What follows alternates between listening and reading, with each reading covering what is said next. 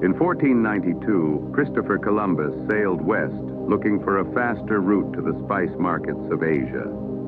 He never found it. What he found instead, entirely by accident, triggered one of the most significant transformations in the history of human food, an event now called the Columbian Exchange, which permanently rewired what almost every civilization on Earth actually eats. Before that moment, there was no tomato in Italian cooking, no potato in Ireland, no chili pepper in Indian or Thai cuisine, no chocolate in Europe at all. The foods we now consider deeply, essentially tied to entire national identities, didn't exist in those places until an accidental voyage looking for pepper and cinnamon collided two hemispheres of agriculture that had developed in complete isolation from each other for thousands of years. This is the entire history of food, how what we eat has shaped and been shaped by nearly every major turning point in human civilization. For the vast majority of human existence, food meant one thing: whatever you could hunt, forage, or scavenge on any given day. Evidence suggests early humans were using fire to cook food as far back as 1.8 million years ago, a discovery that mattered far more than simple convenience. Cooking breaks down tough proteins and starches, making food dramatically easier for the human body to digest and absorb. Many anthropologists believe this single innovation, cooked food delivering more usable energy per meal, may have directly enabled the dramatic growth of the human brain over the following hundreds of thousands of years. For tens of thousands of years afterward, humans remained hunter-gatherers, following animal migrations and seasonal plant growth, never staying in one place long enough to build anything resembling permanent civilization. Then, somewhere between roughly 10,000 and 12,000 years ago, in a region of the Middle East known as the Fertile Crescent, something happened that would change the entire trajectory of human history. People began deliberately planting and cultivating crops instead of simply gathering whatever grew wild. This shift, known as the agricultural revolution, is arguably the single most consequential development in the history of food, and possibly in the history of civilization itself. Once humans could reliably grow surplus food in a fixed location, they no longer needed to keep moving. Permanent settlements became possible. Villages grew into towns. Towns grew into cities.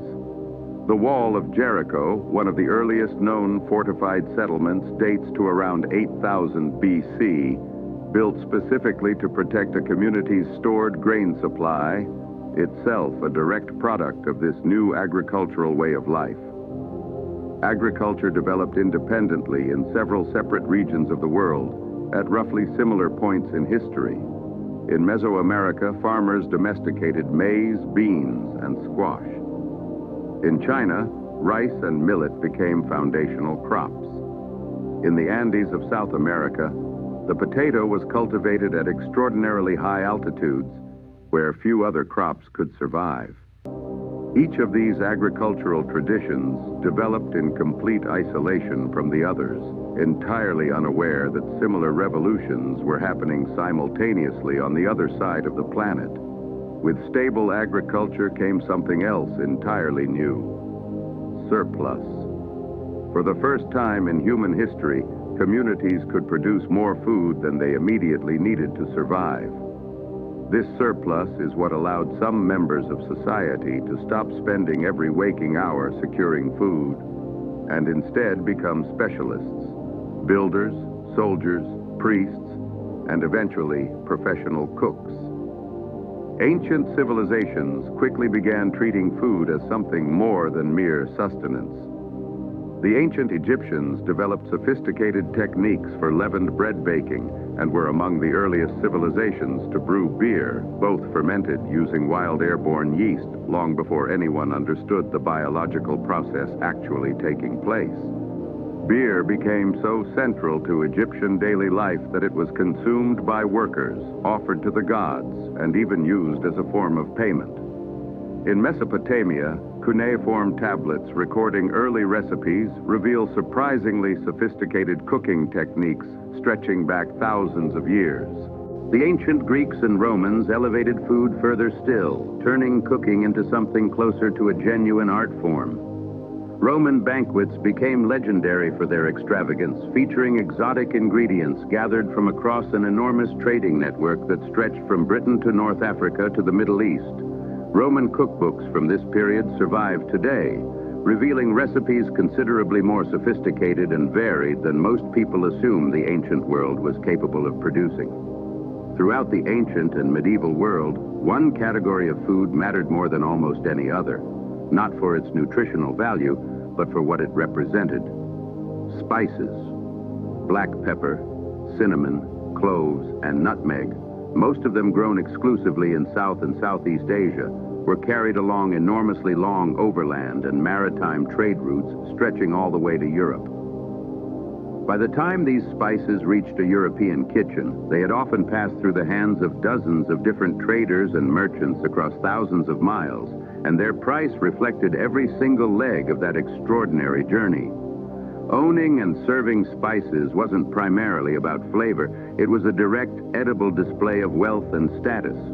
This obsession with spices didn't just shape medieval cuisine, it shaped the entire modern world. By the 15th century, various Islamic trading powers controlled the most direct and efficient overland routes connecting Europe to the spice-producing regions of Asia, and European nations grew increasingly desperate to find an alternative sea route that would let them bypass these established middlemen entirely and access Asian spices directly. This desperate hunt for a new spice route is precisely what sent Portuguese explorer Vasco da Gama sailing around the southern tip of Africa, and what sent Christopher Columbus sailing west across the Atlantic Ocean instead, convinced he could reach the same lucrative Asian spice markets by an entirely different path. Columbus never found his shortcut to Asia. What he stumbled into instead changed global food history more completely and more permanently than anything before it. The Columbian Exchange, the massive transfer of crops, animals, and food traditions between the Americas and the rest of the world that began in 1492, fundamentally rewired global cuisine within just a few generations.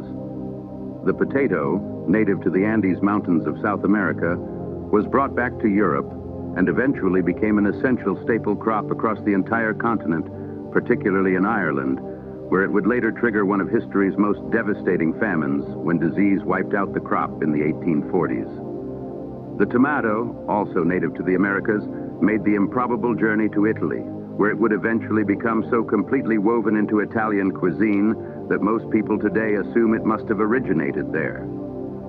Chili peppers, native exclusively to Central and South America, spread with remarkable speed into Indian, Thai, Korean, and Chinese cuisine, becoming so deeply embedded in each of those culinary traditions that it's genuinely difficult to imagine authentic dishes from those cultures existing without them. Meanwhile, crops and animals traveled in the opposite direction as well, from the rest of the world into the Americas. Wheat, coffee, sugarcane, and domesticated cattle, horses, and pigs, none of which existed anywhere in the Americas before European contact, were introduced and permanently transformed the agricultural and culinary landscape of an entire hemisphere.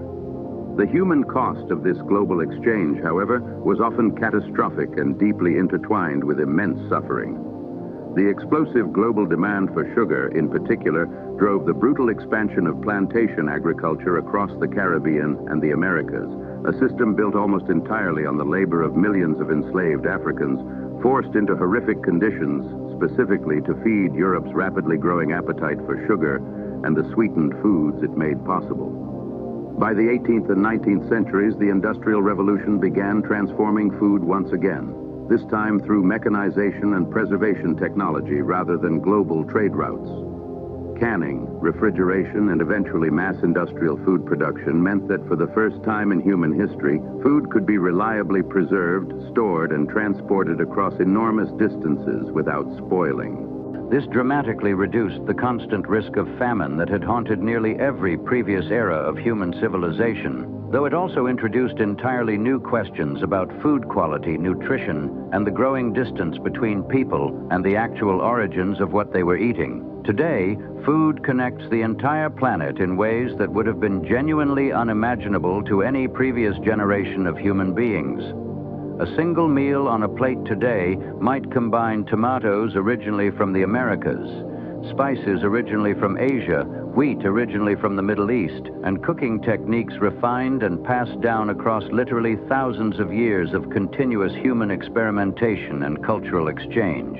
From the moment early humans first discovered that cooking meat over fire made it easier to digest, food has never simply been about survival. It has driven exploration, funded empires, triggered devastating famines, fueled the transatlantic slave trade, and connected civilizations that otherwise had no contact with each other whatsoever. Every single meal eaten today carries within it thousands of years of trade, conquest, migration, and quiet, patient human innovation. The next time you eat a meal that combines ingredients from multiple different continents without even thinking twice about it, you're tasting the accumulated result of roughly 10,000 years of human history, all of it converging almost invisibly on a single plate.